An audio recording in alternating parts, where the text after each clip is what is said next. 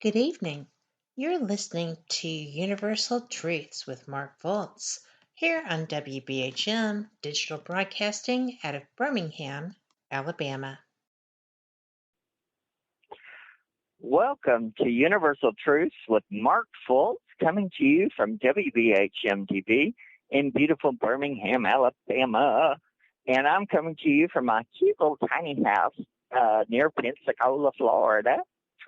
And tonight, my children of the dark, we are going to do ghost stories. And that'll just mean some of them will be my personal collection ones. But I mean some of my favorite ones that my grandmother used to tell, and she was a great storyteller, so hopefully you'll enjoy this. And the first ones I'm going to do a scary one and then a funny one. And to begin with, but before I can begin, I have to tell you, if you want to meet me in person here in Pensacola, Florida, I work at Live and Let Live Metaphysical Store, and I'm usually there really fully all day long on Saturday. I'm there on Friday from like 2 to 6, 6:30, depending. And I'm always there on Saturdays. So if you want to come in and see me, you can come see me, see Sal and Matthew who run the store, and they meet all of our metaphysical needs. And then we have two other readers, which is Terry and Terry O'Connor and Tony Talley, and we're all just old metaphysical people who can tell you what you need to hear. So now I'm going to start off tonight with ghost stories. Now, I became addicted to ghost stories when I was little. My grandmother was a great ghost storyteller, but she was born in the Victorian era, but she was really like an Edwardian. You know, she was 20 when it was, 1917. And she had 10, really 12 children, but 10 that made it. And when they were little, she would entertain them, with stories and from that she knew or that she heard. And she just was wonderful with a turn of a phrase. And also she was a great psychic. She would see things that most other people couldn't. And if she told you a rock was going to land on your head, I'd be looking for the rock, because she just was phenomenal. And my mother, when I was little as well, would tell me stories her mother told her. And the way it was, when my mother was born, it was in the Depression era. My mother was born 1930, which was really like the first year of the Depression when it really started rolling. So they were very poor. They had all these kids, but they always rented these big old houses and things like that. And because in the Depression, everything was cheap. And but my mother, when she first started out, they didn't have electricity until late 30s. They didn't have indoor plumbing, usually, until late 30s, early 40s. And they did sometimes have a radio, because what would happen with radios, they weren't necessarily like the radios we have now. They did have radios that you would charge the battery. So you would go to places downtown, wherever you lived, and they would charge the batteries, and then you could listen to radio shows. And since there was no, there was no TV at this time, you had the radio or you had yourself. You could play shadow puppets or whatever, or play cards or play games. My mother was crazy about playing card games and stuff like that, because that's what they did when they were young. You know what I mean? And they didn't have bought toys like we have all been glad to have, when we were children. Christmas, would be an apple or an orange and hard candy and, in a stocking. That would be it. That was Christmas. And they would eat their candy and go outside and roll. They had hoops and stuff like that. They would chase. They would take cardboard boxes and make cars out of them, or make houses or make stores out of them. They just they had to use their imagination. So in the era that my mother was little, the radio show was, unless you went to the movies, which the movies were like a dime, but a dime was hard to come by in the Depression. So, but you could go escape and go to the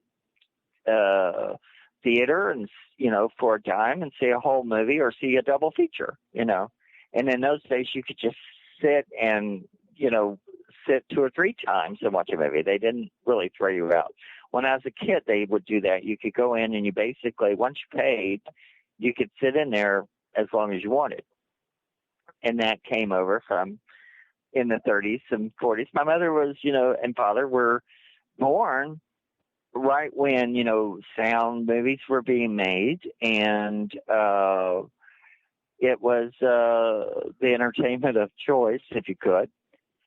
But besides that, if you were at home and they would just come up with their own entertainment. Now they have radio shows like The Inner Sanctum and things like that, witches' tales, and they would have these scary ghost stories, radio shows. And I had 2 older aunts who helped take care of the younger children. And so at night, on the weekend, they would sit there, and my Aunt Frances May and Aunt Martha, and they would sit and listen to these scary stories. Well, Martha would get a butcher knife, and Frances May would get a shotgun, and they would sit there and scare themselves listening to these radio shows. So I think it's very funny I'm on the radio nowadays because I'm named after a dead radio announcer. And but then it was your imagination. Your imagination can conjure so much more than what we see sometimes. So they were raised around that kind of thing, great ghost stories, great scary things. And so my grandmother, she would tell them ghost stories, and they passed those down. And I'm one of the only ones, and I was the only one in the family, really, from my era that grab onto them. And I put them in my books, I put them in my videos. And so we're going to do some of those tonight, and mixed in with a few other things. Now, the first story I'm going to tell you is I have to explain one thing beforehand, because I know those ghost story aficionados will know there's older versions of this story or younger versions of this story. But in the old days, when there would be a place that would have a great urban legend or ghost story, then all of a sudden every town had a version of that story, like Resurrection Mary, who happened in Chicago. A girl got killed apparently, and they would, not far from the cemetery, taxis would see this girl. She'd flag them down, get in the car. She'd tell them where to go, and then when they passed the cemetery, she'd disappear. And then that grew into other stories. People would pick up these girls, and they would give them their sweater because she was cold, and they'd take her to an address, and they said, I'll come back for my, they forgot their sweater, and they come back the next day, and go to the door, and the mother would say, "Oh, she's been dead 7 years," and they go to the grave, and there would be the sweater sitting on the grave. And those all came from Resurrection Mary stories. So there were different versions of these stories. This story I'm going to tell you that I call Helen, my grandmother told in the 30s and 40s. In the 60s, 1964, there was a thing called The Twilight Zone, and they had a version of a story like this called The Night Call. And it is a very effective show. But so when I've told this story before, they go, "Oh, well, you just got that from the Twilight Zone." No, this came from the 30s and 40s. So if you want to watch the younger version, look at the 1964 Twilight Zone, The Night Call. What I'm going to tell you is a earlier version of this, and we'll discuss everything. But think about it. This is in the early days of telephones. And in the 30s, most people were just then getting telephones. So here's the story I call Helen. There was a woman named Helen. Her husband had died. And, it's 3 days of a funeral. She was exhausted. The day that they buried him, it just was storming terribly, lightning flashing, trees bending, just a terrible, terrible storm that night. And when she got home, all she wanted to do was go to sleep. So Helen went to bed. And somewhere in the night, somewhere around 2 in the morning, the phone rings. She wakes up, staggers over to the phone, picks it up, and there's a voice on the other end, a strange voice that says, "Helen, come get me. It's dark. It's cold." So Helen thinks it's a prank call and says, "Leave me alone. Quit calling me." So she hangs up. Phone rings again. She picks it up. "Helen, it's cold. It's dark. Come get me." So she gets mad. She goes, "I don't know who this is, but you quit calling me. Leave me alone." Click.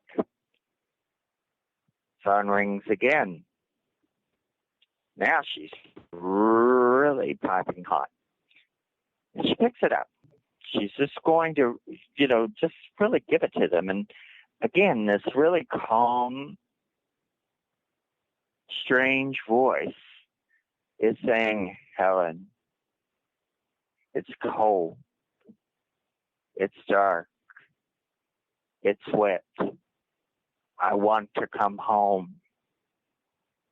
She recognizes the voice. So she screams and she drops the phone. She runs out of the house, gets into the car. She's running through the storm, gets to the cemetery, runs with the car, to where she had just been just a few hours before. And she screeches to a halt. And she gets out with the rain just pouring down and the wind blowing and the lightning flashing. And she runs to her husband's grave. Now, his grave was right by the road. So she runs out of the car, runs through the cemetery, gets to his spot. And it's flashing lightning, and she looks up, and she sees that a tree has fallen. And when it fell, it knocked over some wires. And as she looks at the wires, she looks down, and it was the telephone wire. And the telephone wire was lying across the grave and across the headstone. So her husband was calling her from beyond, calling her from the grave.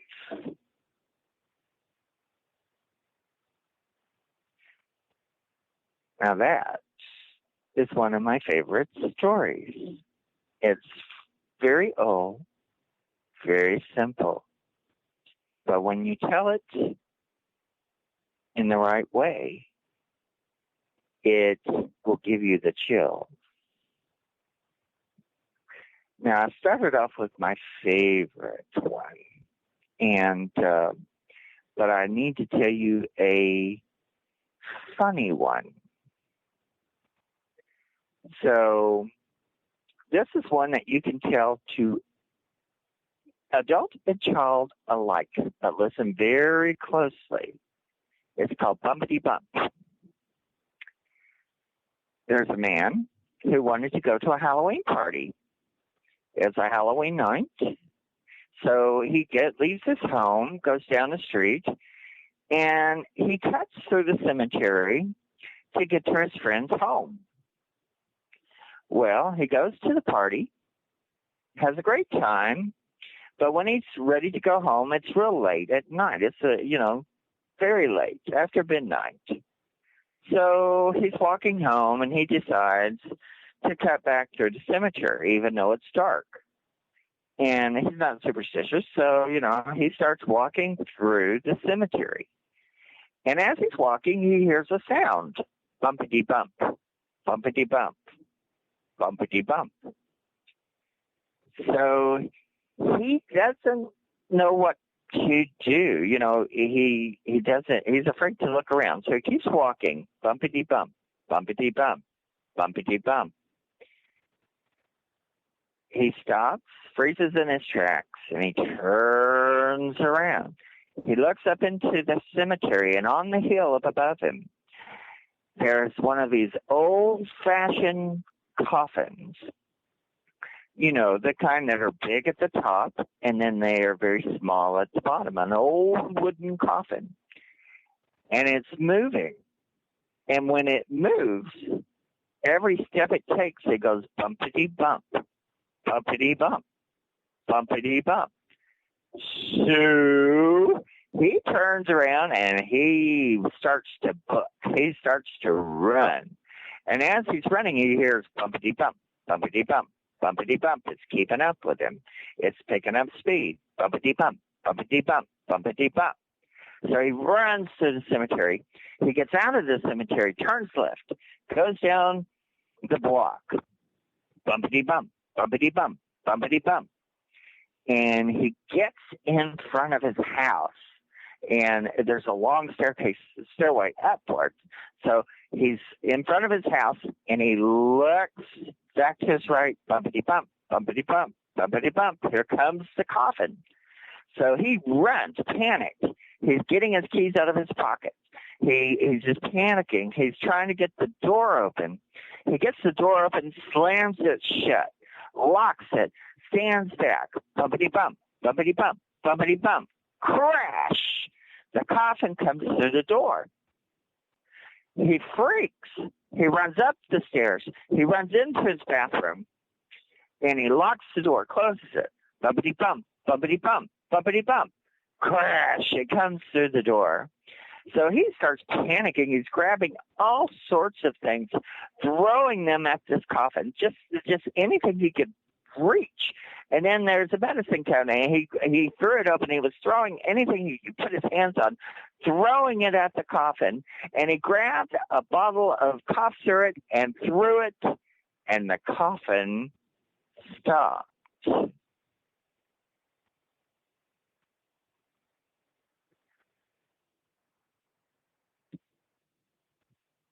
Now, I know we're going to go to a break. So, but when we come back, I'll tell you some more of my granny's good old ghost stories. So all of you out there in the dark, don't touch that dial. Warning, The following message does not necessarily reflect the views of WBHM-DB or its hosts, guests, listeners, or of any functioning adult in general. In fact, Frank should probably seek professional help. Listener discretion is advised. Hi there, Frank Lee here. I thought that I would spend a few moments telling you about the positivity from the network here. The overall message of para-unity and happiness, and how everyone here wants to get along with everyone out there, and how everything is just wonderful. Wait, Cat's not looking. Okay, I've got something to really tell you.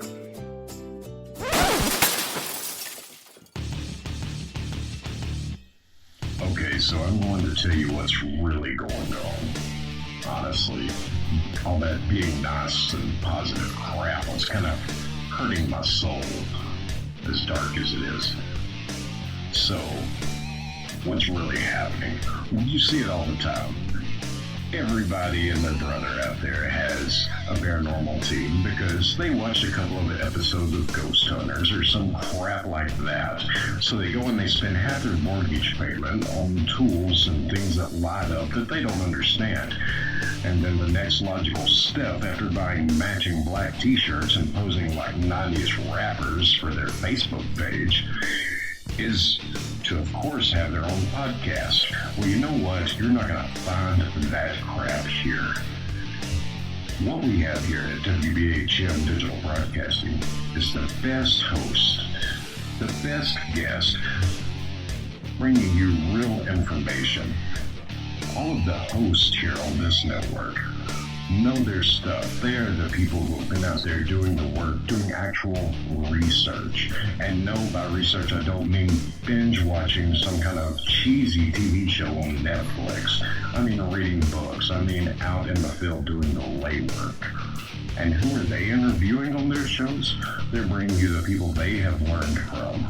They're bringing you the best in the field, covering all kinds of topics from UFOs and aliens to Bigfoot to cryptozoology to ghosts to anything you can think of a bit strange and unexplained.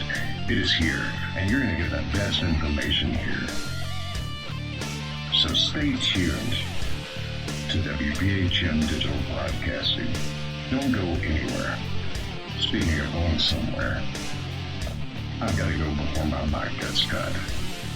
We'll see you there on WBHM-DB.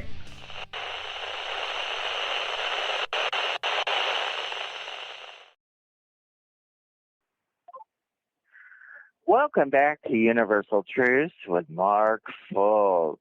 I hope you're enjoying your ghost stories for Halloween 2022. So now, I'm coming to you from WBHM-DB in beautiful Birmingham, Alabama, and coming to you from my tiny little home near Pensacola, Florida. So now I'm going to continue on with different ghost stories and weird little tales that I've collected over the years. And a lot of these come from Chattanooga, where I come from, Chattanooga, Tennessee, and then I'll tell you maybe some from here in Pensacola. And I'm going to start with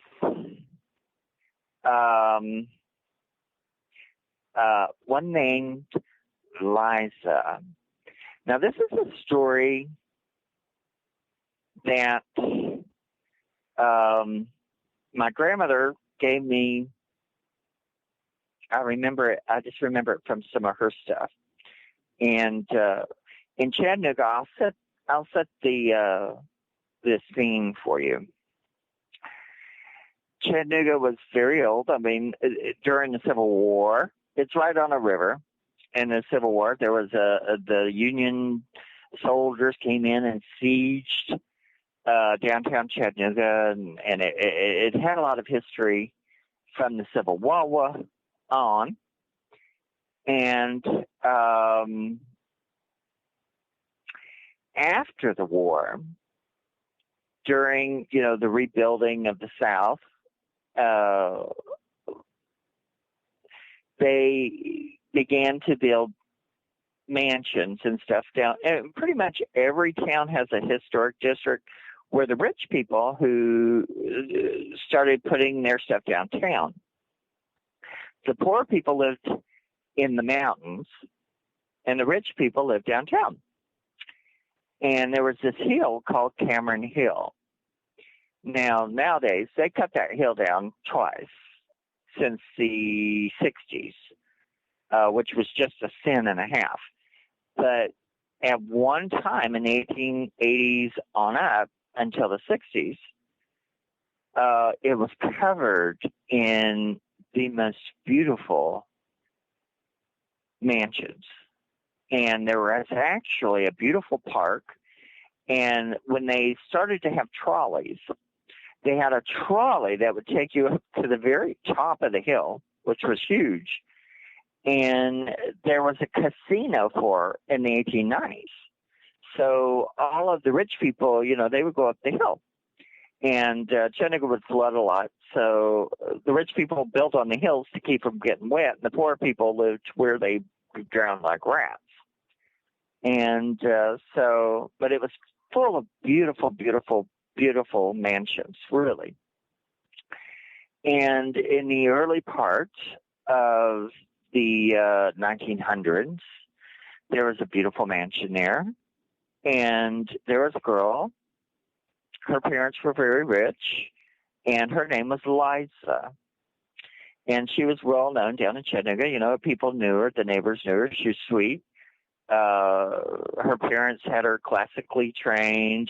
She went to school because it was kind of hard back then for girls to get educations. Well, if you got an education because your parents had money, it was to put you into society.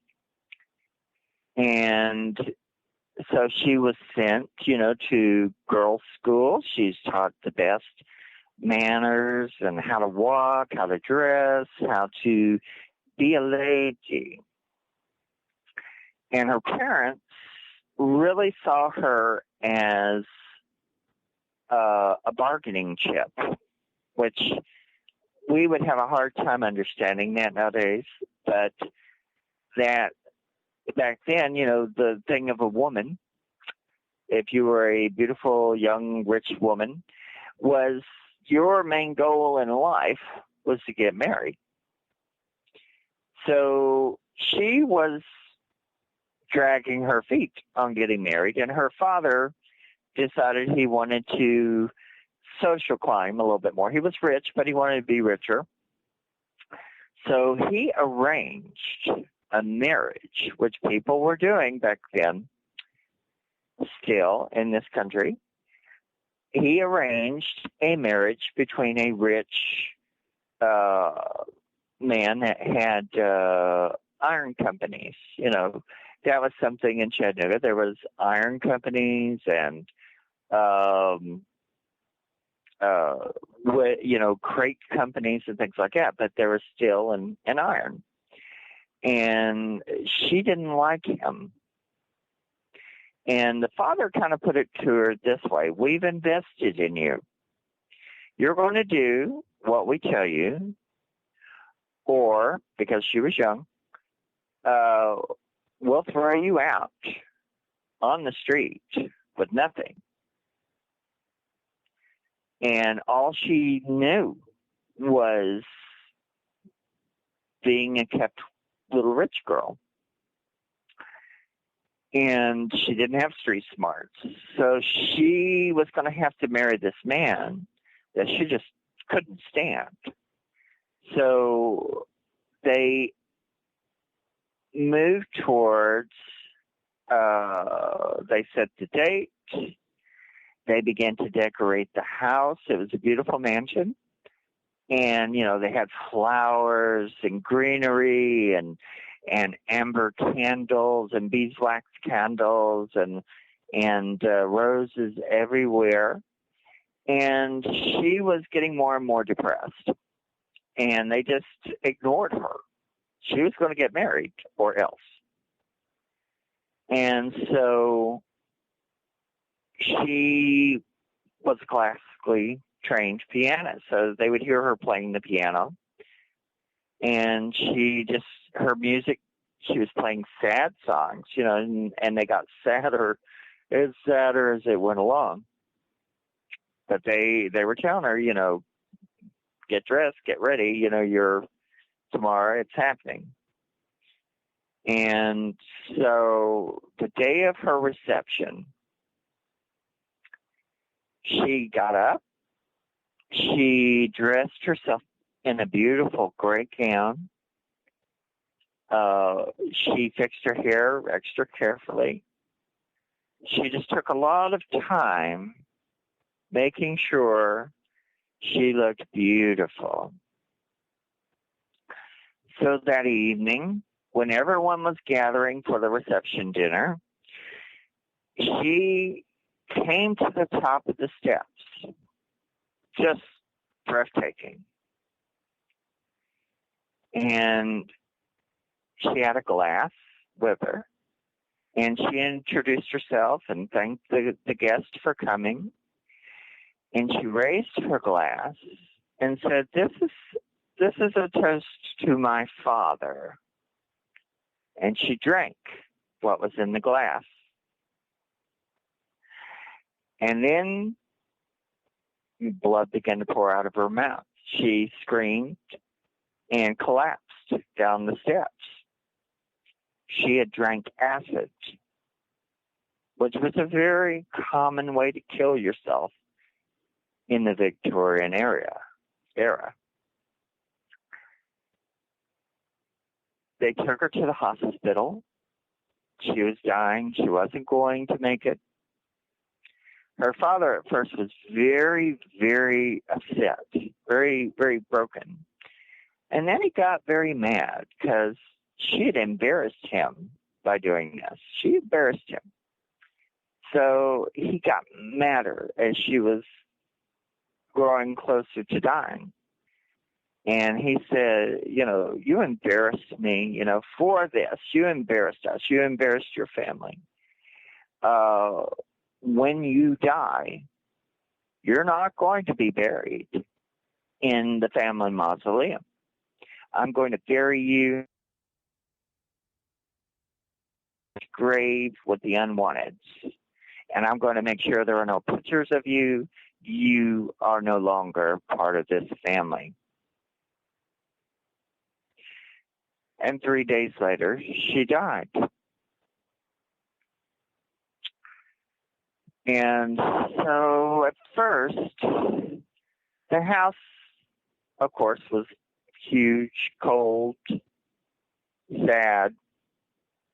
The mother could never go against the father, so she was just broken and devastated, and he didn't want to see her suffer.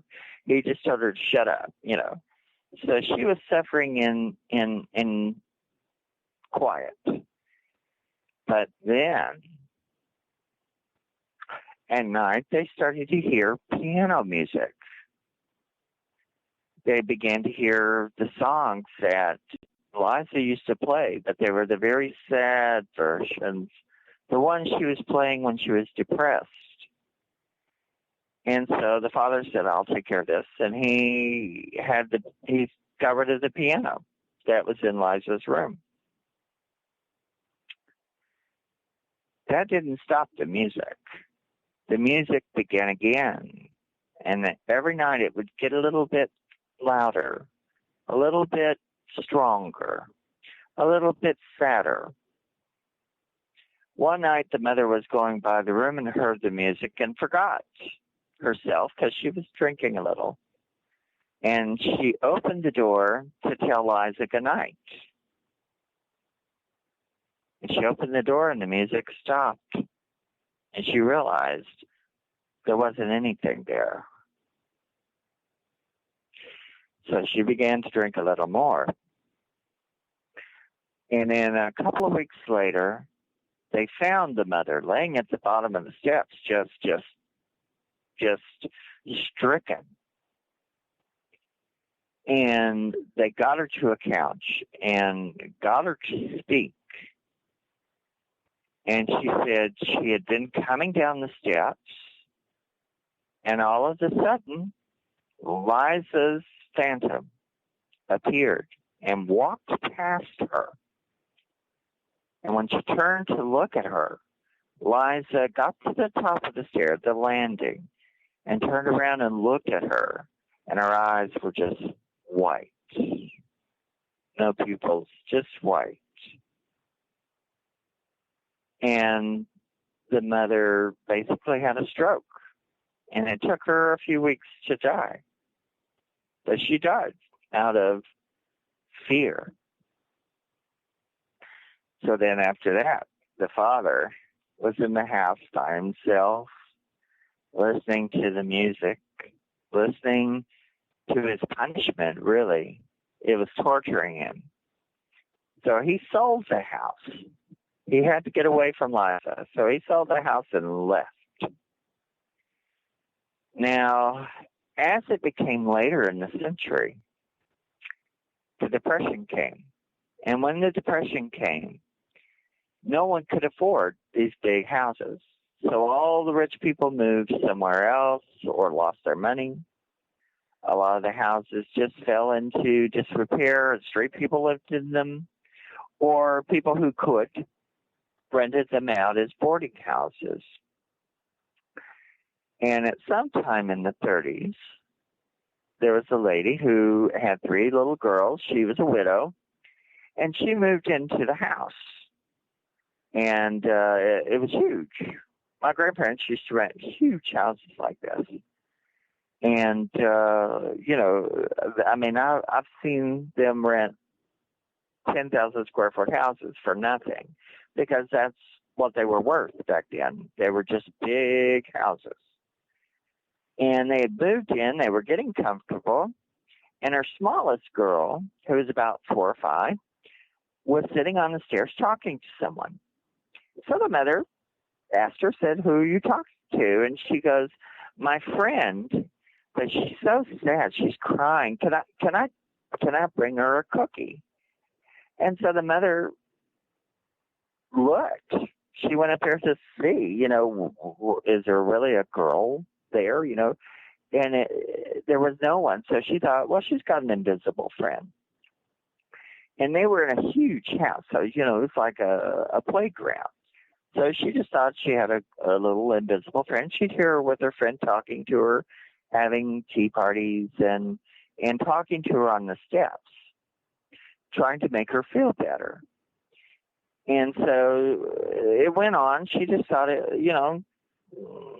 amusing, until one night when she had finished taking a bath and she put on her house coat and was going through the long hallway to her bedroom. And as she was passing the girl's room, a woman's phantom came up the steps, glided past her, stopped at the children's door like she was listening, and then evaporated. Now, the woman at first was, of course, scared. But then she went, well, if she's not hurting the children, what is this? So she talked to some of the neighbors, and the neighbors told her the very, very sad story of Liza. And since her little girl considered this phantom her best friend, she wasn't disturbed by it. They were living in this woman's house. So they just accepted her as a resident. And so anytime they would smell perfume, hear the cold, or feel the cold, or hear the rustling of petticoats, they just knew that Liza had come home. And they accepted her. Now, let me see. My next story is actually a ghost story that I saw the reason for when I was little. And it was, my grandparents lived in the 70s in this kind of creepy neighborhood. And you would go down the street and turn up to go to what was called Franklin Street. It was on Ruth Street. And on the corner of Ruth and Franklin was this really strange white house built up in the hill. And one day we went past it when I was little and to take care of my grandparents, and there was blood splattered all over the front doorway framework. And what had happened, there was a man and his wife that lived there, and her name was Virginia. And she had friends. Her husband was very abusive.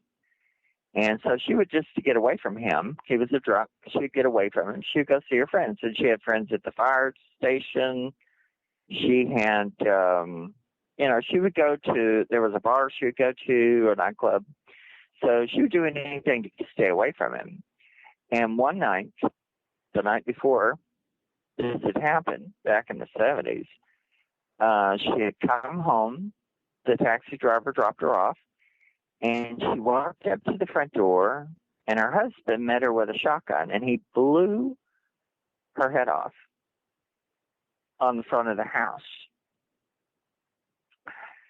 Now, I knew that happened. We saw the results. The husband went to jail. The house was painted over, and they started to rent it. And there were people who were renting it that I didn't know until about 30, 40 years later, named Erica Shane. She's deceased now as well. But they lived in the house, her and two other people. And they were, they worked in nightclubs and stuff like that. So they had a kind of a late night kind of life. So her and one of her roommates, there was a girl named Kim, and then I think the boyfriend, I think his name was Bob. And Bob wasn't there, so her and her girlfriend, they would sit there, they were going to watch a scary movie. And they got a big bowl of popcorn and sat down in a big metal bowl and sat down. And as they were watching the movie, something that looked like a little tornado, a little black form, came running from the front door, came into the front room, came in between them, hit that bowl of popcorn and threw it everywhere.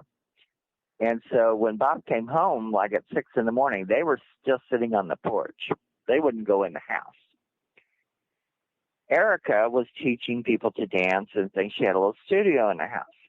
And she was there by herself a lot at 2 and 3 in the mornings. And she was a night owl.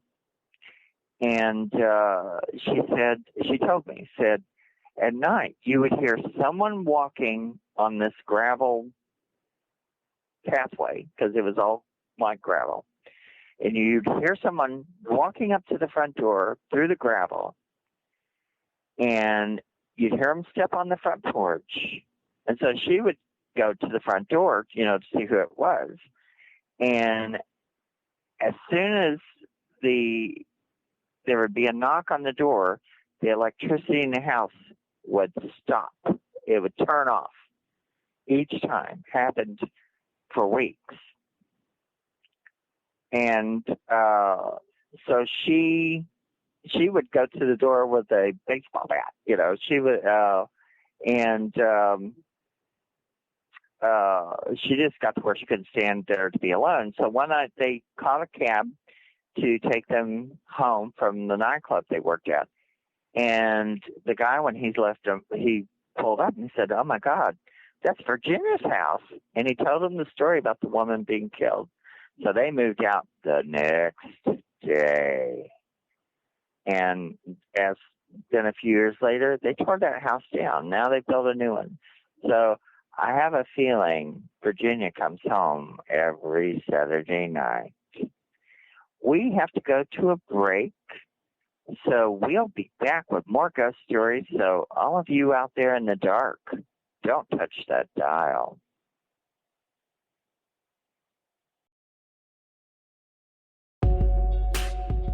You are listening to WBHM Digital Broadcasting, the best in paranormal talk, only on Paranormal Experience Radio, broadcasting live out of Birmingham, Alabama.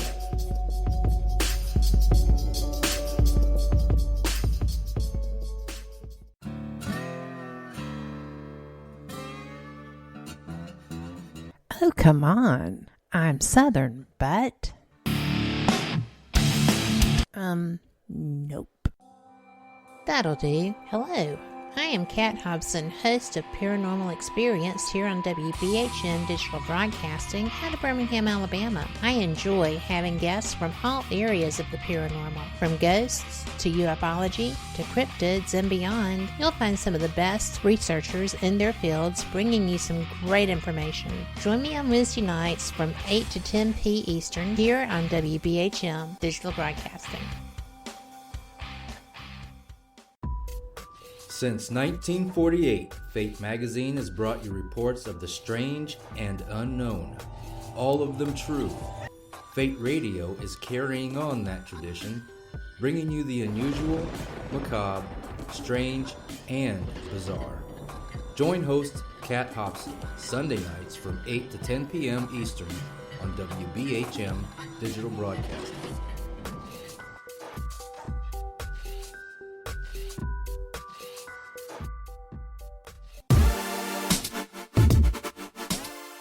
Listening to WBHM Digital Broadcasting, the best in paranormal talk, only on Paranormal Experienced Radio, broadcasting live out of Birmingham, Alabama.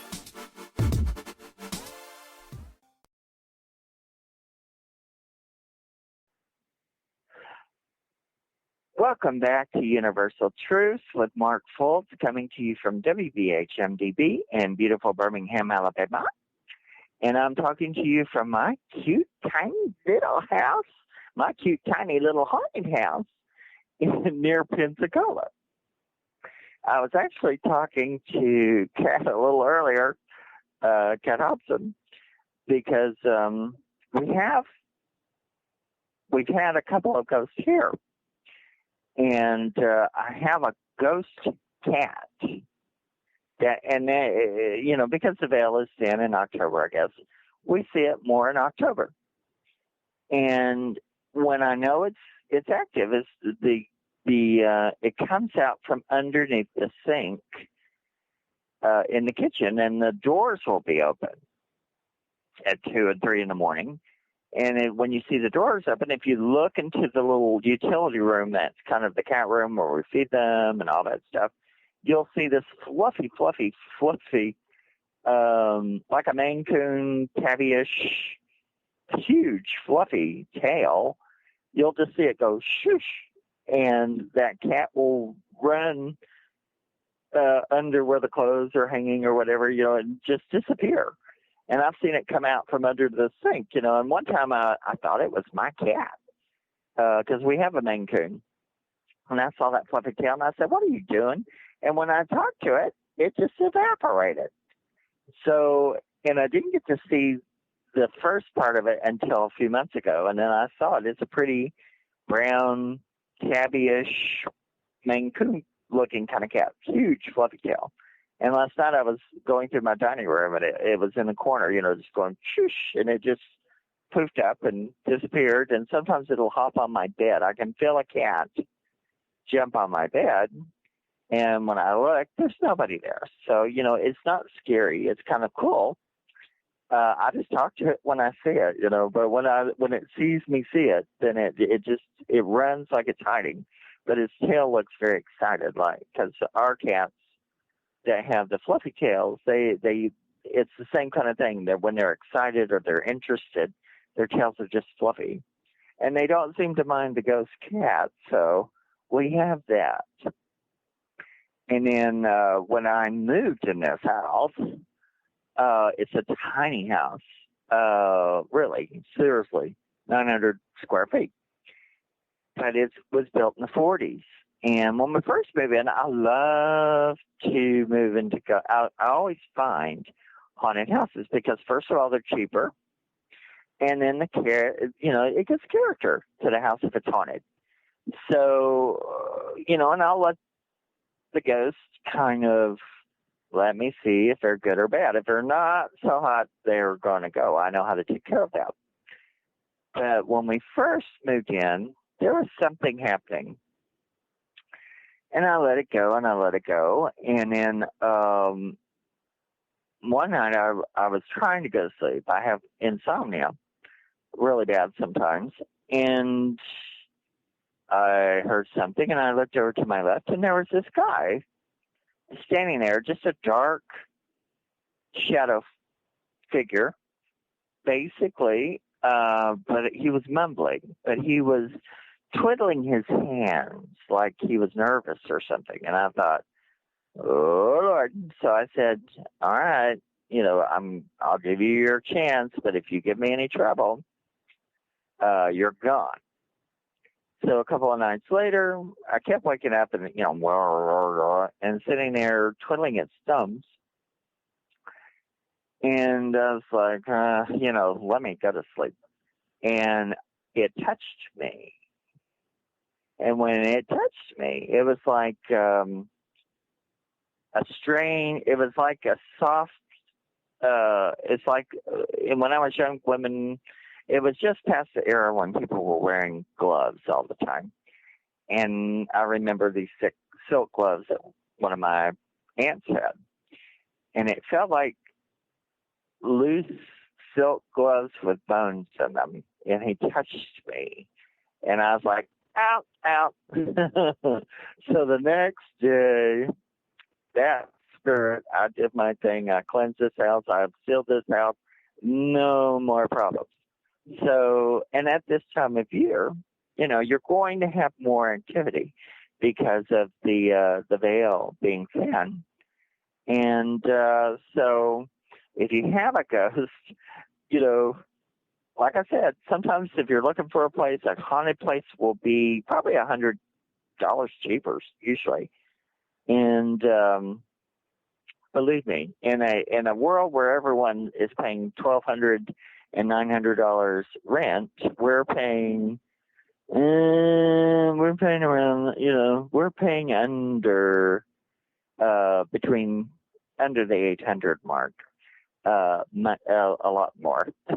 So it's because it's old and it's haunted.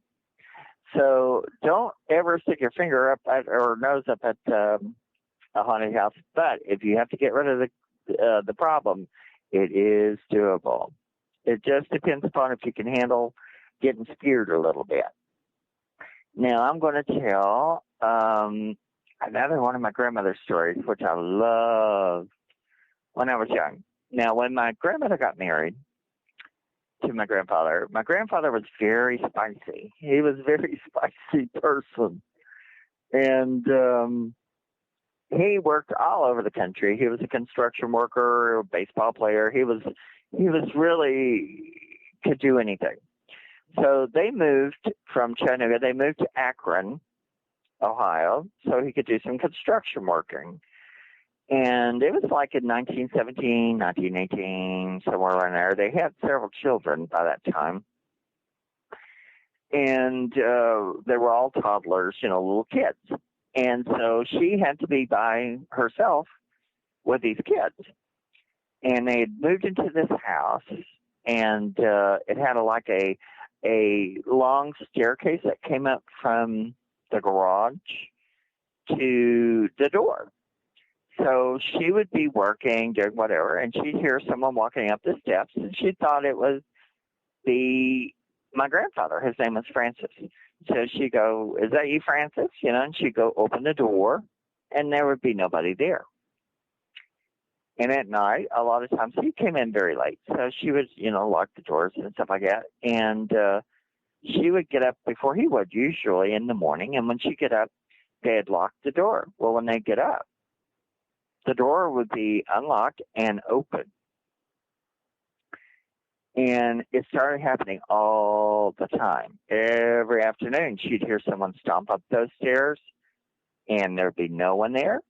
And she'd close the door, lock it, and she'd wake up in the morning to cook breakfast, and it'd be open.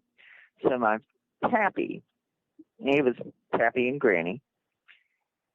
One day he woke up and the door is open, and they had small children. And it opened up, and that door opened up into a very tall staircase, so it was dangerous.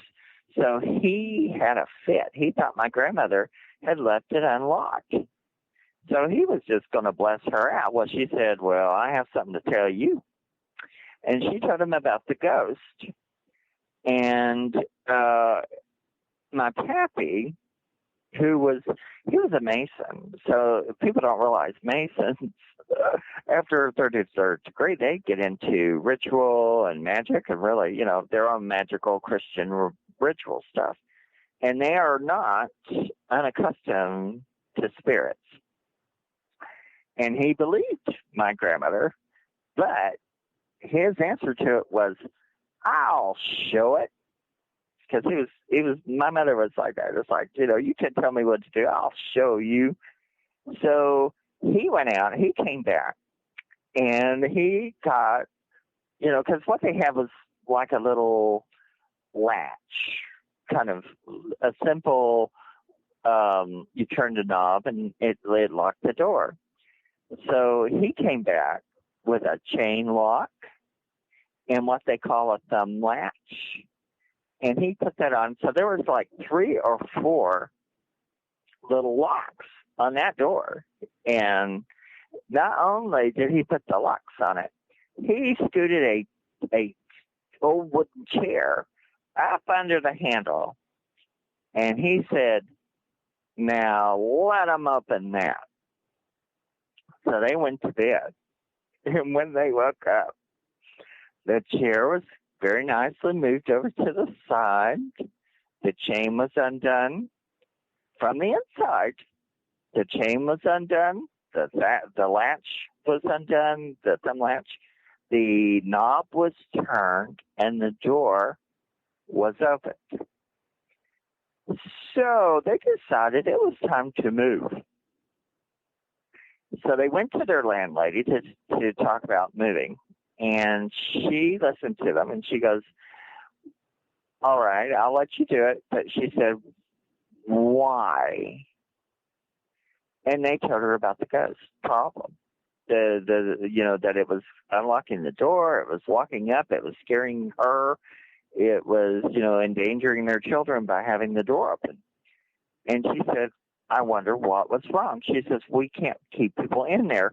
She said that a couple of years before that, there had been a doctor who lived there, and he got what they called back then, they called it a felon, but he had bone cancer, and he got this tumor on his thumb, and it just hurt him all the time, and he would walk the floors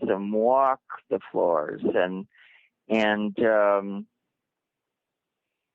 finally he decided to end it, and he drank acid and killed himself.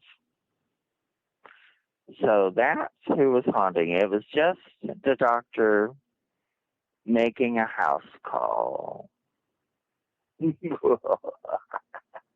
So that was one of my favorite granny stories when I was a kid. I loved that. But another story she told about Akron, and I've kind of found part of the story. But right before they were to move out of Akron, there was an advertisement. This would have been in 1917, 1918. And there was a haunted mansion that you could pay to come and watch this ghost. It was apparently so obvious. But what would happen is you would come in and you would hide. They would have a little place for you to hide. And at a certain time, like midnight, 1 o'clock, a woman would appear at the top of the steps, this big curved staircase. And when she appeared, at the bottom, a big grand piano would appear at the same time. and she would swoop up her train of her dress, walk down the steps, sit at the piano, and play. And then when she was finished, she'd stand up, go to the bottom of the stairs, pick up the train of her dress, and disappear. And my grandmother said, we just didn't have the money to go. But it's time for us to go to a break. So all of you out there in the dark, don't touch that dial. We'll be right back with more ghost stories.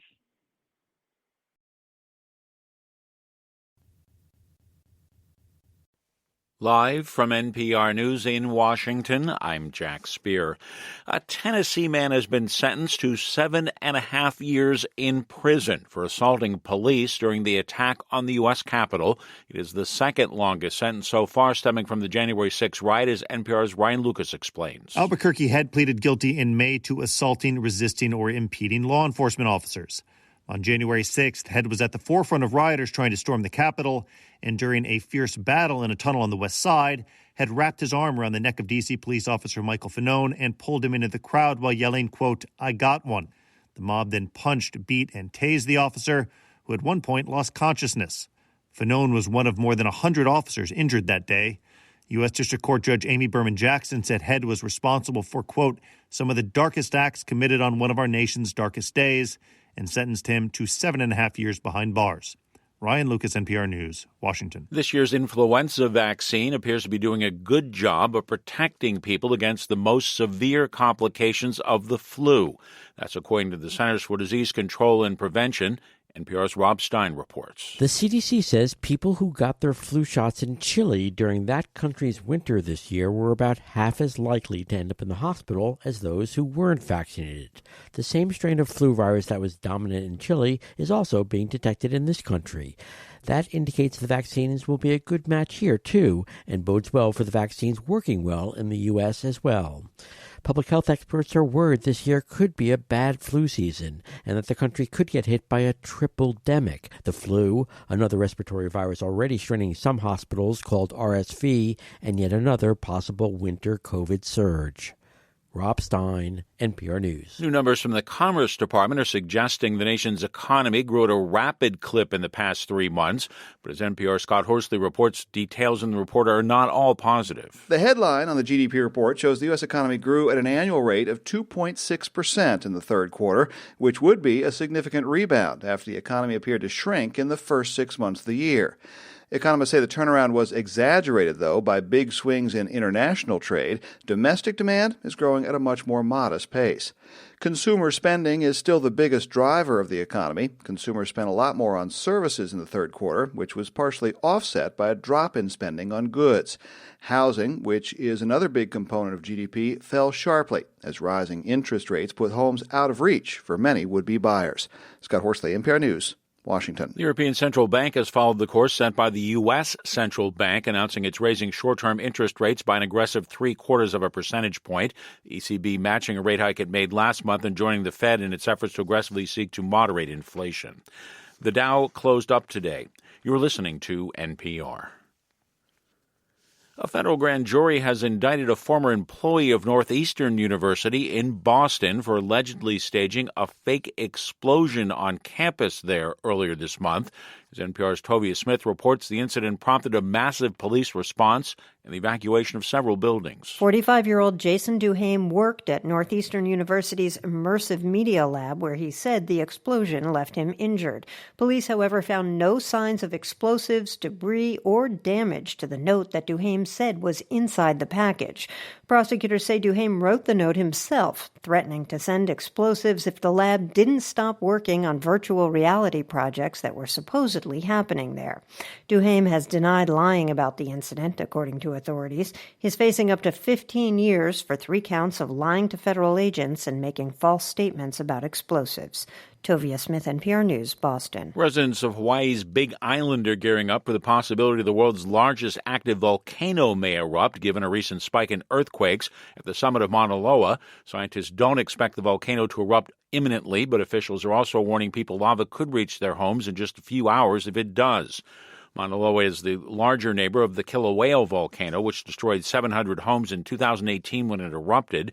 The Hawaiian Volcano Observatory says Mauna Loa has been in what it calls a state of heightened unrest since the middle of last month.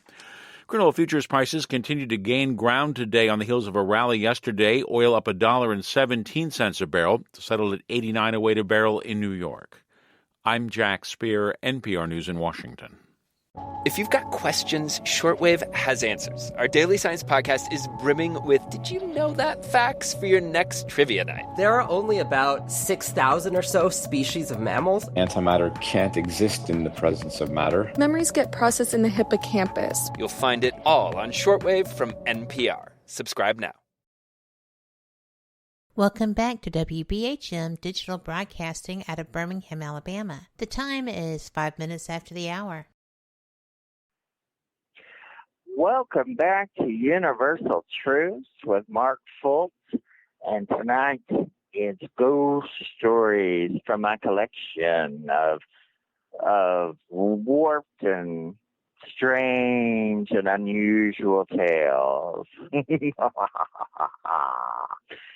Now, let me continue with a couple of my grandmother's stories.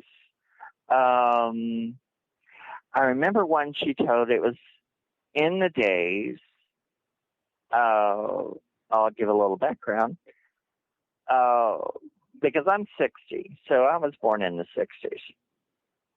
And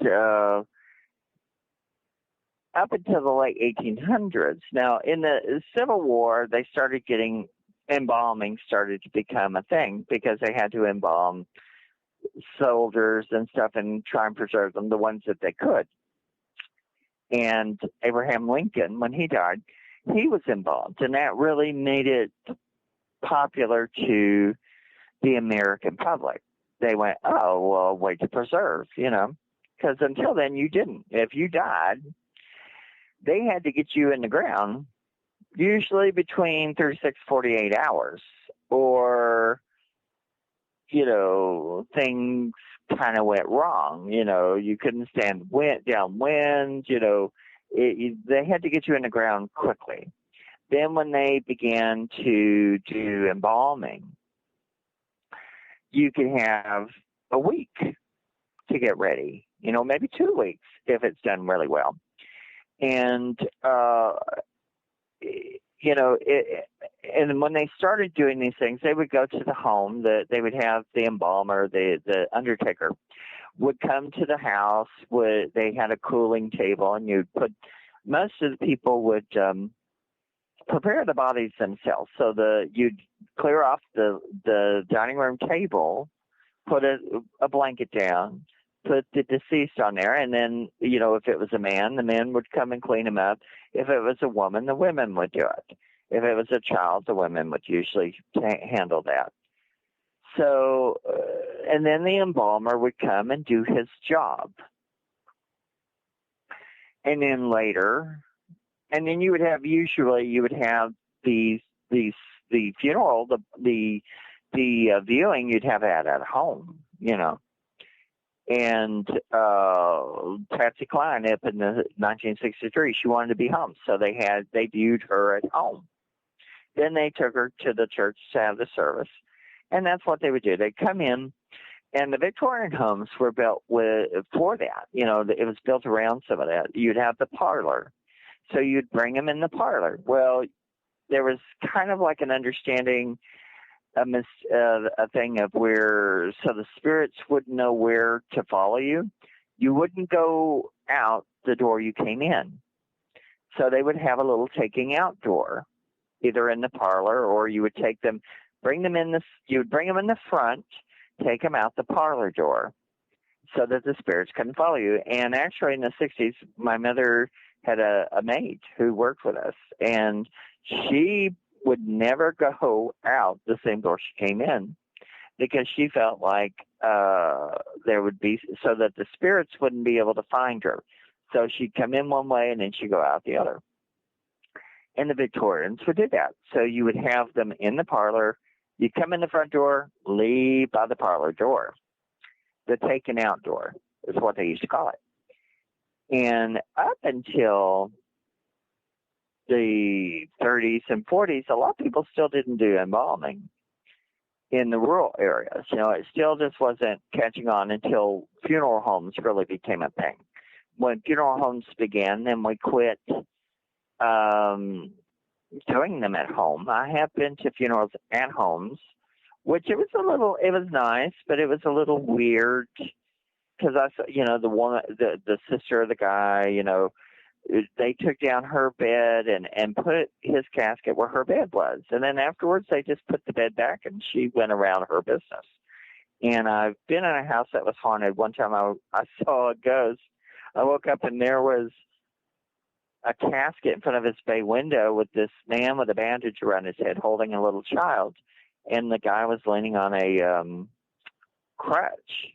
And I saw them for, seconds, and then they disappeared. And that was somebody who had been in the house who'd been presented during a funeral. And so it was very common. So, and my dad told me stories of, when he was young, being at cemetery funerals in Texas, that the person wasn't embalmed and it was bad. The smell was bad. The flies were bad. It was awful.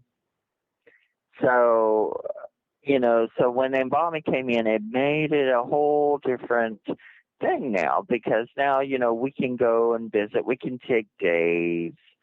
It's not really meant to keep people perfect forever. It just is meant to get them through the service. And there are antique caskets and coffins they'll dig up that have little glass windows in them, with a little cover, and you move the cover and you see the person. And they're great. They're beautiful until, the air hits them. And if the casket cracks, they just disintegrate. My uncle saw that when they were moving a cemetery in a place called Spring City. And he was watching it, and there was a casket from 1835 or something like that. It was 100 years old at that time. And he was watching, and they had a little window, moved it. So the guy was perfect. You could see his cravat. You could see his hair. He just looked like he'd been put in the casket the day before. He said he looked perfect.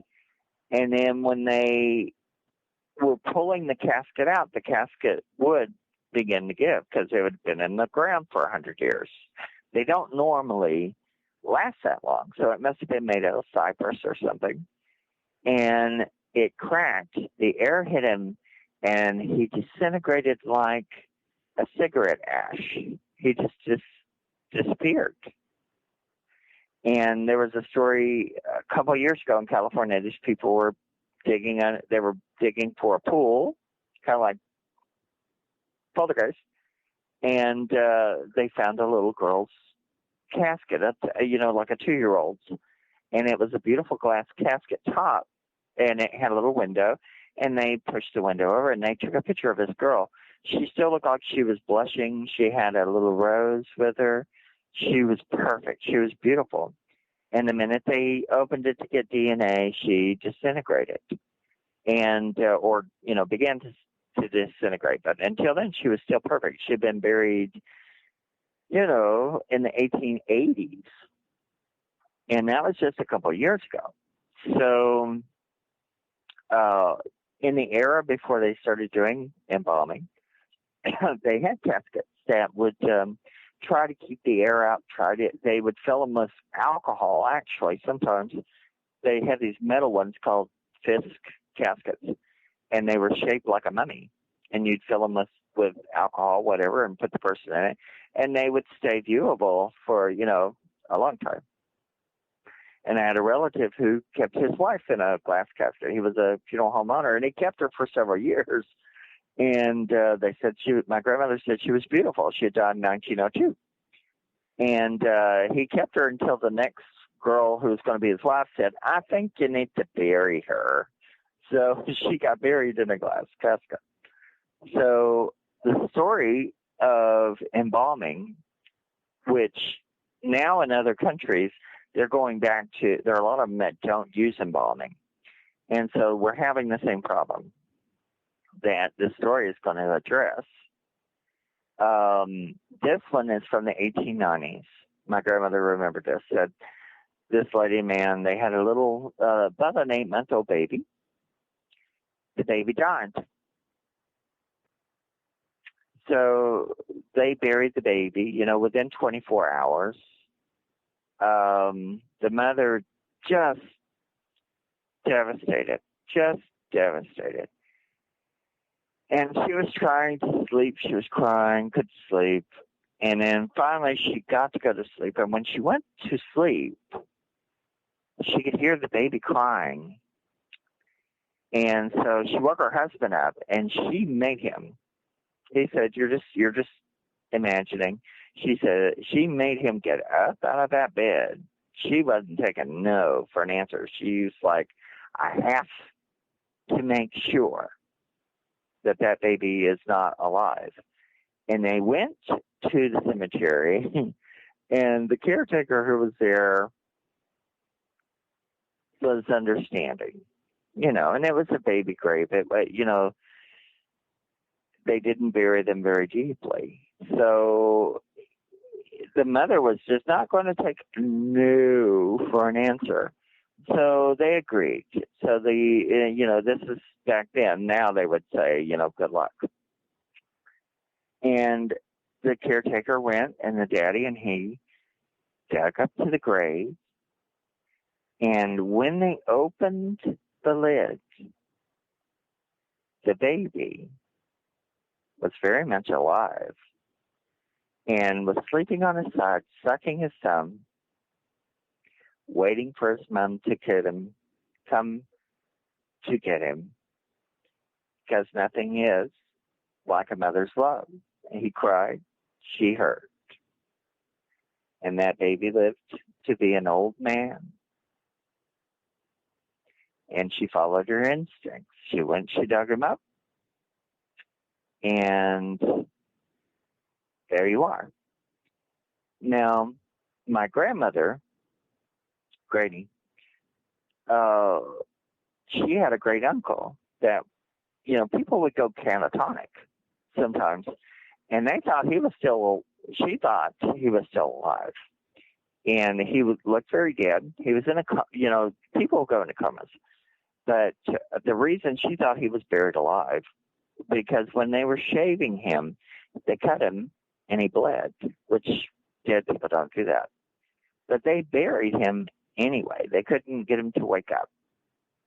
So, and if he got buried, they run out of air. If they don't wake up, then they just go to sleep because they just suffocate. But in those old days, there have been stories recently of people in other countries. There's a little boy that woke up in the middle of his funeral and asked for a glass of water. And then he laid back down and died again.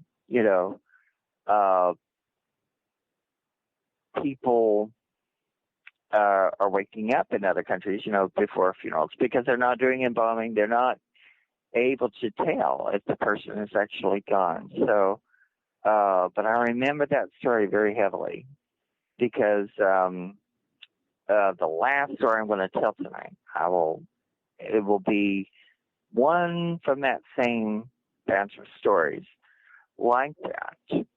But it's here, once they send you through the process, you ain't waking up if you're alive. But mostly we know now, here, we can tell. You have a coroner who looks at them and pronounces them. I do have a funny little quick story.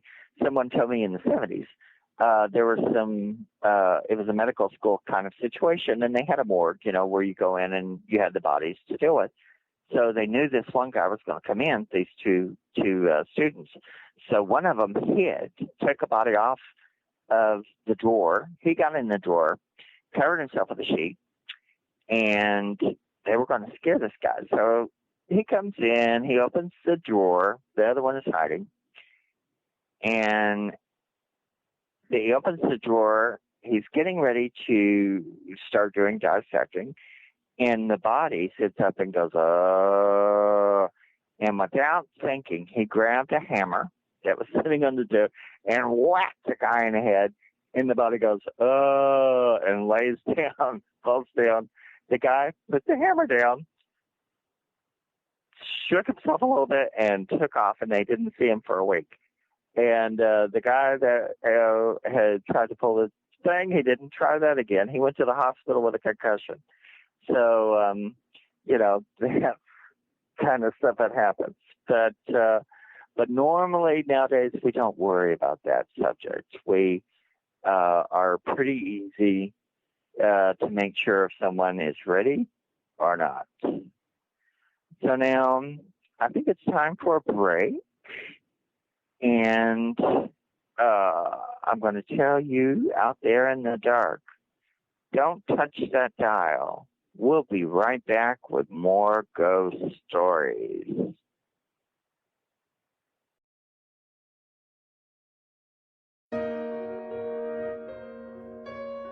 You are listening to WBHM Digital Broadcasting. The best in paranormal talk radio.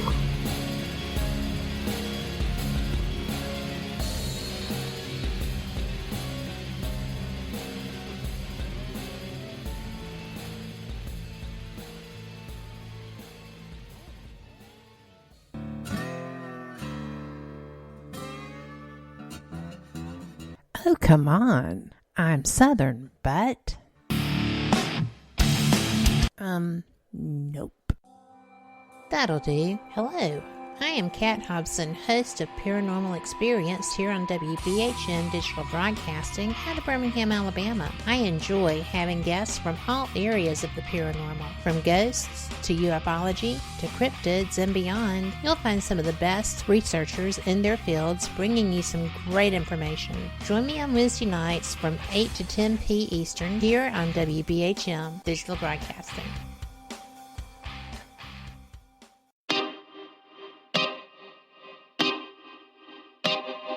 This is Jason Bland, host of Midwest Paranormal Presents Paranormal Soup, where we stream live as a webcast every Sunday night, 11 p.m. to 2 a.m. Eastern, with guests who will blow your mind. Live ghost box sessions where you can call into the show to see if the spirits will talk to you, and the World Wide Web of Weird with the latest in paranormal news and evidence. We're bringing the weird every Sunday night, 11 p.m. to 2 a.m. Eastern on our Facebook page and YouTube channel. Don't forget to follow and subscribe.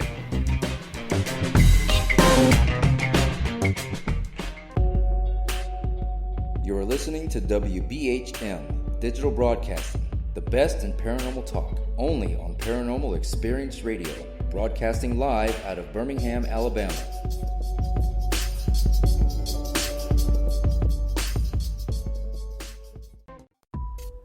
Since 1948, Fate magazine has brought you reports of the strange and unknown, all of them true.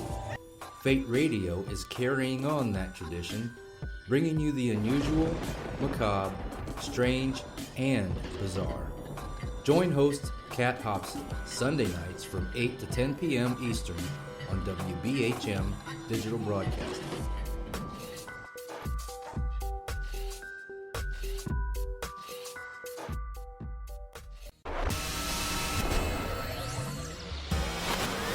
You are listening to WBHM Digital Broadcasting, Birmingham, Alabama.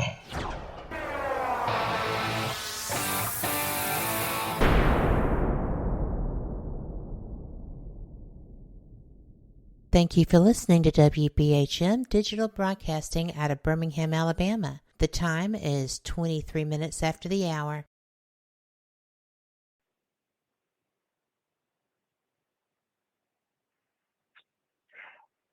Welcome back to Universal Truths with Mark Fultz. Tonight we're talking about ghost stories. And I want to welcome you from WBHM-DB in beautiful Birmingham, Alabama, and from my haunted little tiny home near Pensacola, Florida. So now I'm going to continue to tell you stories from my collection. Now, since I live in Pensacola, I'll give you a couple stories from here. And then I'll continue on with a couple of my granny stories. but here I'm starting to, I have a online ghost tour, Chattanooga, Tennessee, Chattanooga Chills.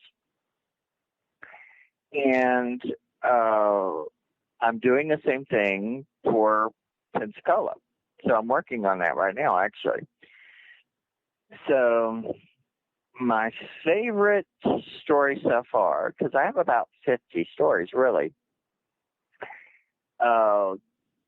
I'm not going to put all those into the online tour, but I will put them into the books, because I'll do 2 or 3 books of Pensacola. And my favorite story is downtown Pensacola, back in the late 1700s, early 1800s. We had a pirate problem. Now, coming from the Appalachians, it's very hard for me to imagine pirates. And but here, they were a real danger. They were a real problem. And so in the early 1800s, there was these 2 pirates. They put their boat, far enough away. No one knew where they were. And they dressed up like rich men. And they walked down Pensacola looking like rich dandies. And they were looking for someone to kidnap to ransom. So they saw this very rich man and his beautiful rich daughter. And the girl's name was Sarah Wharton. And her father's name was Don. And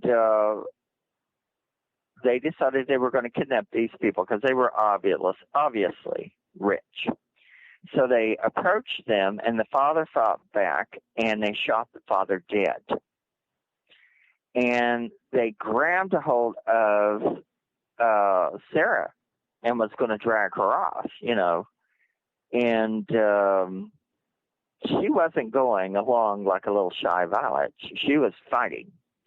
And the pirate liked her. He was thinking he was going to be suave and try and kiss her,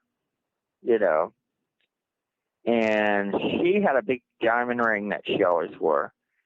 And when he got close enough to kiss her, she punched him and gouged his eye with that diamond ring. And he was so mad and so in pain, he took his sword out and started swinging it, and he cut her head off. So, pardon me, for years since, they'll see the ghost. Excuse me, I've got the coughs. They'll see her ghost walking in a white dress without a head. And she wanders down Romana Street and Governor Street and around Seville Quarter. Now, there's a girl that does a walking tour downtown, and she's come in for readings for me. I have to remember her name. I'm going to put her name into the tour online, so you'll have to look that up to see. I'll give all her information. But I did a reading for her. She told me she did the tour, and I said, well, there's this, without knowing this information, I said, there's a grave site, because it was when I was pretty new to here. I didn't know a lot of these places. And there's a thing called St. Michael's Cemetery. And I said, there's a tombstone shaped like a tree stump. And she goes, oh my gosh, I talk about that and wave at it all the time when I go by. And I said, well, that spirit is waving back at you. He sees you. So that was last year, So now she's included him in the story. She knows who he is. And when she came back to me the other day, or last week, I said, well, there's someone else waving at you, and I can't figure out who it is. It's a pretty girl, and her last name has W. And then when she was waving, and I realized, I went, oh, it's Sarah Wharton. And she said, I've avoided putting that story in my stories. And I said, well, you need to now, because she's in that graveyard because she knows you go by there. And so I'm doing a portrait of Sarah Wharton that she's actually quite beautiful. And, of course, I see ghosts, so I see dead people. So I'm doing a portrait of her. So I'm going to put that into the tour as well. But the girl, every time she comes to me, I tell her who to look for, and then she includes them in their tour, and she waves at that. But she waves at that guy before. She had been doing that for about a year, so she had been doing that, and I had no clue. And but Sarah Wharton, the headless woman of Romano Street, very interesting story. Now, one of my other favorites is down on Government Street in the late 1800s, early 1900s. There was an old house there, but earlier than that, closer to the 1800s, like 1808, there was a doctor here, a Dr. Sierra. And he had gone to New Orleans, which is only a couple of hours away from us. And this is like 1808. And it's very, the revolution, the Revolutionary War and all that was all over. The French Revolution pretty much was over. And the French invented a tool to kill people, to kill the rich people, called the guillotine. So he was in New Orleans and saw this French-imported guillotine. And he was a doctor. So you have to understand, at the time, they didn't have x-rays. If you broke a leg or broke an arm and it wasn't set correctly, you could get gangrene. It could give you trouble all the rest of your life. So a lot of times, if you broke something really badly, it would get cut off. During the wars, and after this time, the Civil War, there were people, they would just, if you had damage to your arm, your leg, they would just cut it off. They didn't have antibiotics. They didn't have x-rays.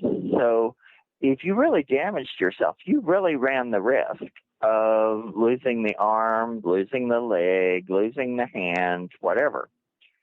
And in the Civil War period, which was past this doctor's time, there were people who were timed. It was like a competition to see who could do the quickest amputations. And I think the quickest amputation of a leg was 30 seconds.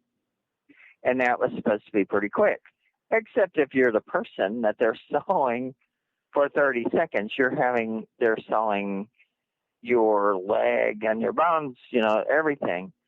So even though they could do it quickly, and you also have to understand, they didn't have, they started in this Civil War, I think they started to have ether, but it wasn't real widespread. So you could sometimes be put asleep.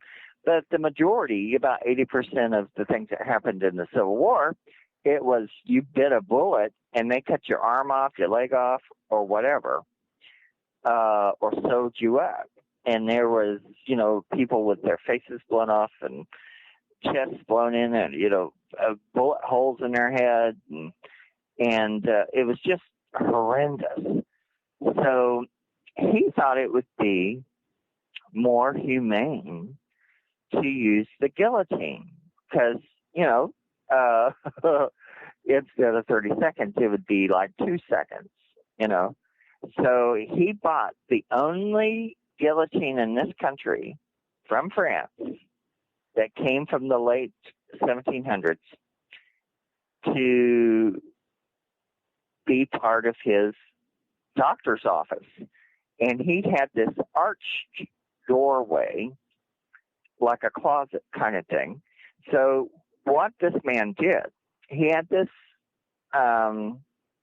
he had like a room on the other side. So what he did is he had this arch, he had the guillotine put into it. And so when you had to have a leg cut off or an arm cut off, you would put it through a hole in that arch, then 1, 2, 3, chunk. And actually, it sounds hideous, but it probably was more humane. I mean, because the guillotine was so sharp that, it's like you probably wouldn't have time to respond to it until afterwards. So, you put your hand, your arm, your leg, whatever needed to be amputated, you put it through that hole. And then he had a doorway on the other side, took out, cleansed, and, did everything. But it made it where you weren't seeing it coming. So because he had that guillotine, the horror stories, came up. They were saying, he was executing people, and cutting their heads off and doing this stuff. But really, he was doing medicinal stuff. So that house and that guillotine had horror stories built around it. And he died like in the 1840s, I think. And then the house was old. They kept the guillotine kind of like a antique, until they tore it down in 1906. They were going to make room for a new highway. So they took a picture of the stairway with the arch below it where the guillotine had been. And I have a picture of it somewhere. And afterwards, artists painted paintings of that picture in bright colors and stuff because it was just so unique. But that house was known to be haunted. And I thought, well, why not? People were getting their legs cut off, their heads cut off, their arms, their legs, maybe a head or two, who knows. And but there was a strip of houses right there. That house, which was haunted for good reason, because people probably, because of the blood traumas, and also, losing your leg and things like that, that's pretty traumatic. But it was next door to a house that in the 1843 it burned. But before it had been known as a haunted house. And what had happened, there was a man who lived in that house who would cut people's throat. He cut a couple of people's throat, his wife's throat, a man's throat. And after that man died, the house was rented out. And there were people who rented this house. One lady said when she was young, her mother bought it, and she would not let them go in a room on the second floor. She said, stay out of that room. And it was the haunted room. And she said at night, especially if it were storming and the wind was blowing, you'd be laying there trying to go to sleep, and you'd hear this voice say, want to shave? Now, that's one of my favorite stories around here. I think it's pretty creepy. And there's also another house that burned, and the ghost that haunted it came out and was talking to the people, the crowd watching the house burn. So people were, they were having conversations with this ghost. They didn't tell what the conversation was. So I thought I would love to know what that is. Now, I'll tell another one before we have to go to break. There's one down here, the Christ Church. It was, it had a rectory and stuff like that, and in the, I think it was built in like 1817 or something originally, and at some point, the rectory that they built onto it for the preachers, to have offices and stuff, during time, they buried 3 rectories, or preachers, underneath that rectory. And they didn't have records exactly where, but they knew it was. So in the 1980s, they were going to remodel this church. So in the process of it, they decided to do an archaeological examination. So they tore up the floor of the rectory and were remodeling, and they found the 3 caskets. And so they took the caskets to an empty house across the street. I think it's the Lear house.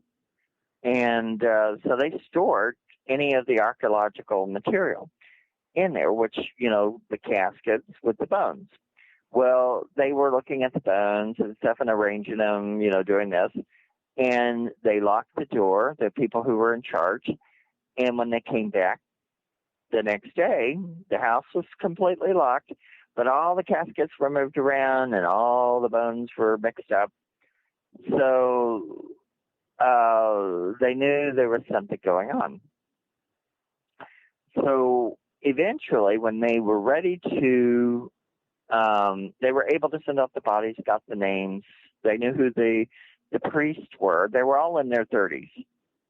And they had died from things like cholera, heart attacks, and things like that. What's another one? The pox, smallpox. So they figured out who was who and relabeled all the caskets, made new caskets. So when they were finished with remodeling the church, they decided they were going to rebury the priests. So they were going to, I think they put them in St. Michael's.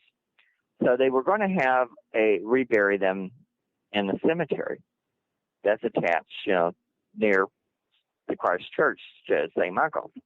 So they had a big ceremony. Well, there was one guy there that was like a reporter or something, and they were doing the service, and he saw these 3 priests kind of walking in line behind each other, walking past the people. And he said there was one that was really serious and praying under his breath and looking at his Bible. And the other 2 were goofing off around him, and since it was a ceremony, where they were burying someone, he was really upset that these guys were acting up and acting naughty, like, college kids. And he realized, he looked at them, and one of them had glasses, and they all 3 were barefoot.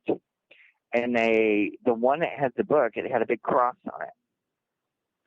And they had little scarf kind of things around their necks. And he was watching them. He looked around to say something just to the person next to him and looked back, and they were gone. And he was going, where did those priests go? And they go, there weren't any priests. And so later on, he was really, really upset over this. So he started talking to the priest who was officiating this ceremony. And the guy, they was talking to the priest, and one of the guys that was doing the archaeological excavation was there, and he was able to tell him, they were like stair-step heights. So the guy that had, exhumed them said, yes, they were, stair-step. One of them had glasses, and the priest that was there, the guest priest, said, well, we bury the priests barefoot in a robe with a little scarf around their neck, and they're buried with a book with a cross on it. So it was the 3 priests coming to their own funeral that he saw, going to their own, to see their own reinterment. So I thought that was fascinating. And that was at the Christ Church in the Lear House. The Lear House is haunted in its own self. They, when they were remodeling it, they would see this Victorian woman dancing, but if they were painting the outside, they'd see her inside the house dancing around, doing stuff.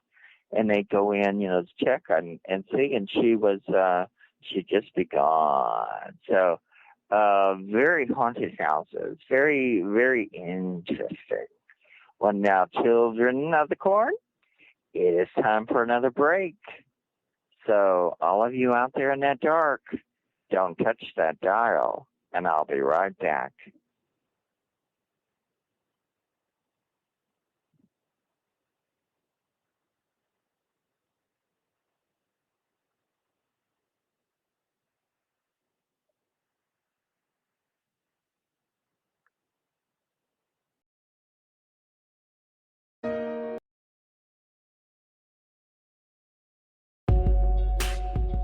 You're listening to WBHM Digital Broadcasting, the best in paranormal talk, only on Paranormal Experience Radio, broadcasting live out of Birmingham, Alabama.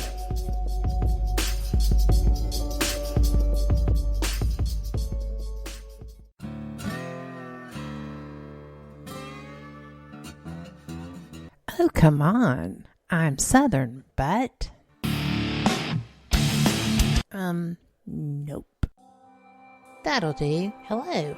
I am Kat Hobson, host of Paranormal Experience here on WBHM Digital Broadcasting out of Birmingham, Alabama. I enjoy having guests from all areas of the paranormal, from ghosts to ufology to cryptids and beyond. You'll find some of the best researchers in their fields bringing you some great information. Join me on Wednesday nights from 8 to 10 p. Eastern here on WBHM Digital Broadcasting. This is Mark Fultz, bringing you ghost stories from my own Since collection. 1948, from my grandmother, magazine has brought you my granny's goodies, to things that I've investigated, to things that I haven't got to see yet that I'm dying to. Bringing you the unusual, now, strange, I'm telling bizarre. stories from Pensacola. I'm trying to think of another one. 8 to 10 p.m. Eastern on WBHM Digital Broadcast. Because there's so many.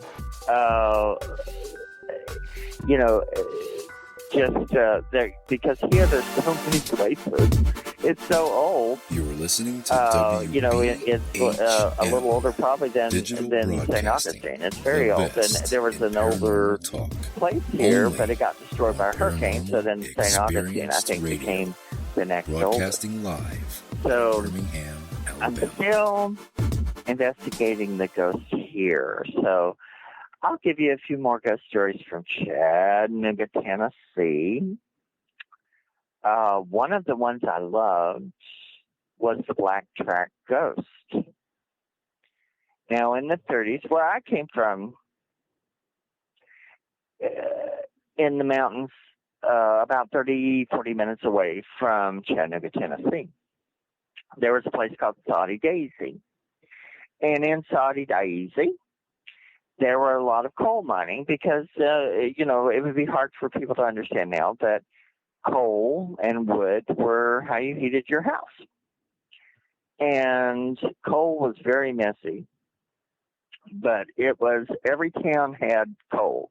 Up until I was a little boy, they still had coal mines, and then those disappeared, and we got electricity and central heating and all that stuff, so we didn't need that. But I grew up in a home with a fireplace and stuff, so we still used wood up until my mother died, which was 3 years ago. So, we were still having a fireplace with wood. But in the older days, coal for poor people and rich people alike, it was still a huge commodity. So there was a mining town in Saudi Daisy, and there was a clerk, and he had married a kind of a young bride, and she had come from a rich family, and they had disinherited her because she married this clerk because he was poor. He wasn't ever going to be rich. And so they cut her off. And she thought she could handle living in this mining town. Now, if you've ever watched the movie Coal Miner's Daughter, the place Butcher Holler, it It's like Butcher Holler, except there was a mining town right along it. They didn't have their own house. They lived in a community thing of houses. And the reason it was called the Black Track is where the coal would come down these little carts. The coal would fall out of the carts, and there would be black coal spread all along the track. So the Black Track. So this woman, she fell in love with a miner, and they decided to run off together. So she knew that her husband, who was took care of the money for the mining company, she knew when he was in the office, had the cash. So her and her boyfriend, they went in, killed him, robbed him, and took off. Now, weeks later, no one knew what happened to them.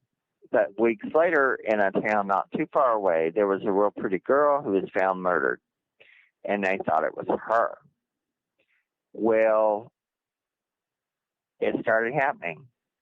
At night, she would be wandering around the camp, and miners would see her. There was one story of one night, it was real cold. It was like in the middle of winter, and this miner was walking down the street to go home in the dark.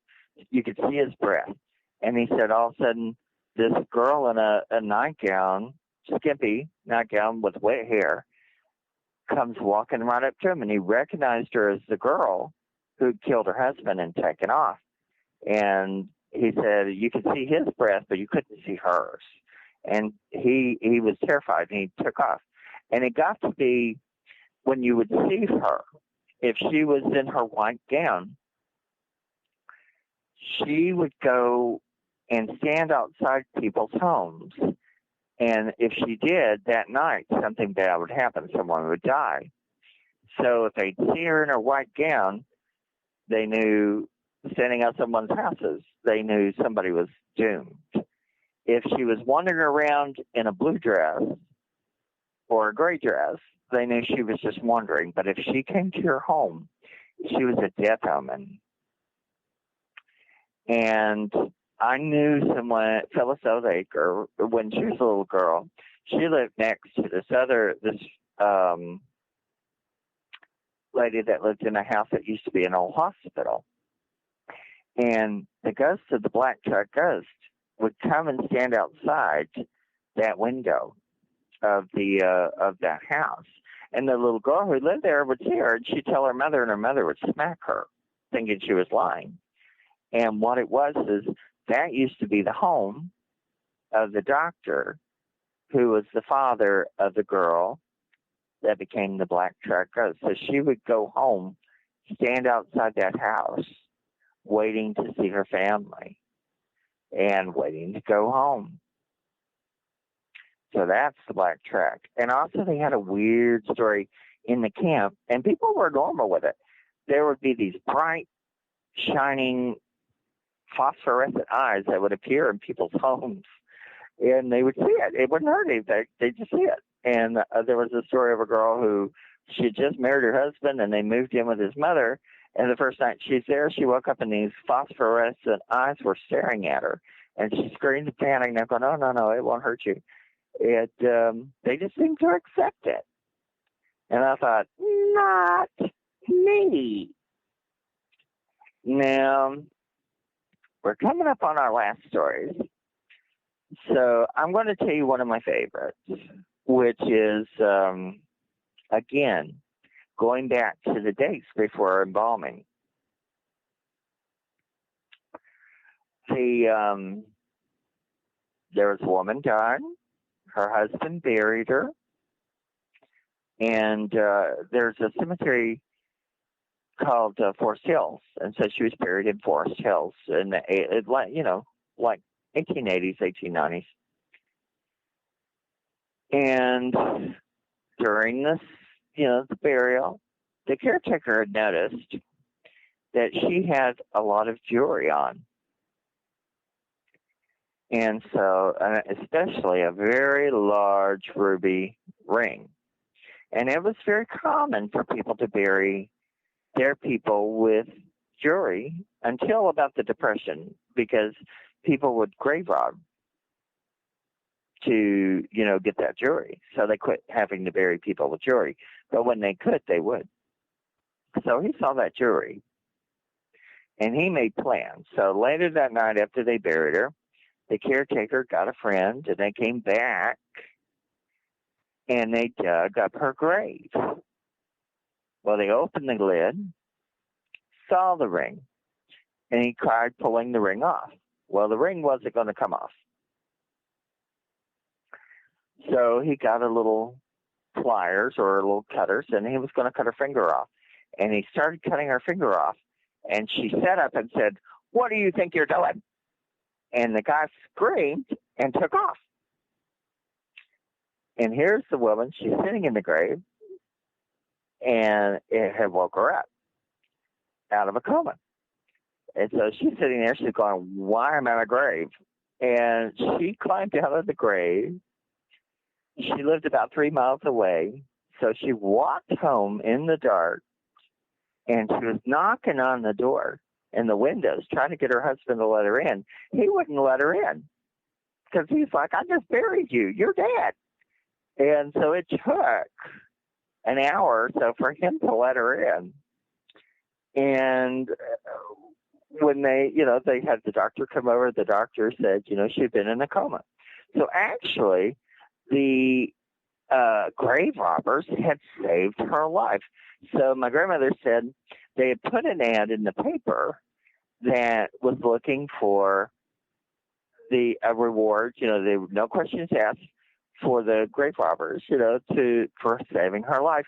And nobody ever answered. Go figure.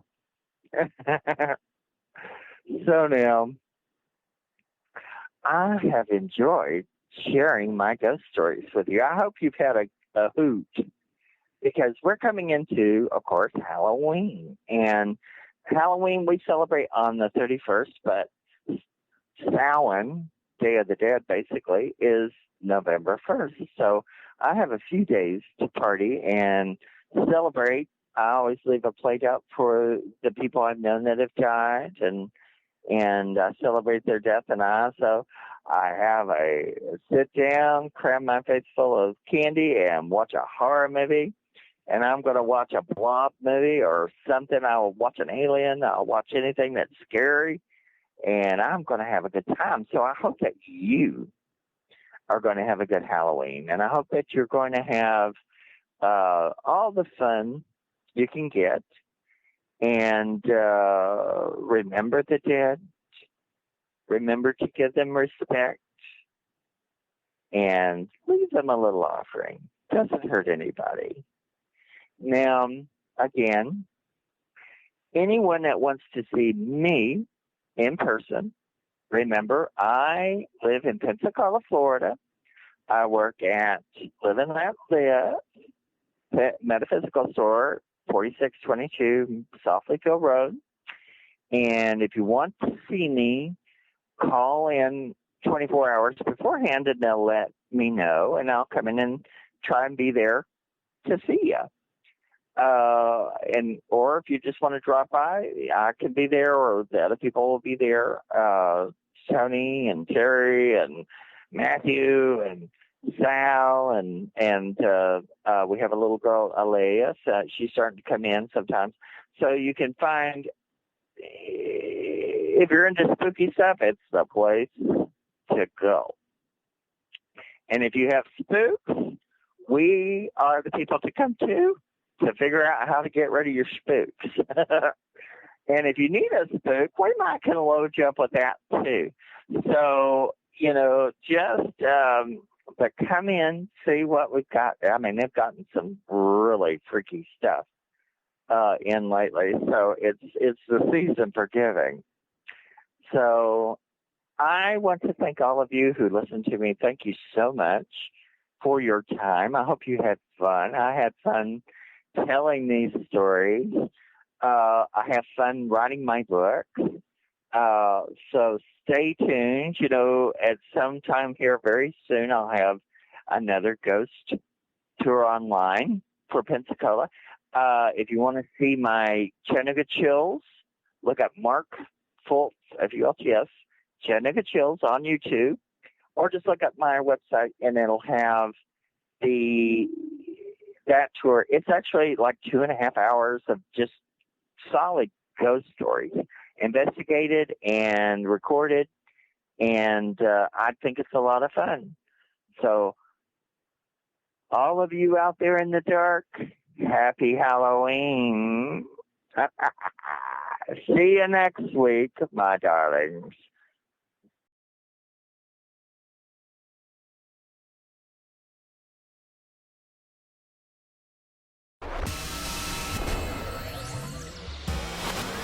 You are listening to WBHM Digital Broadcasting, Birmingham, Alabama.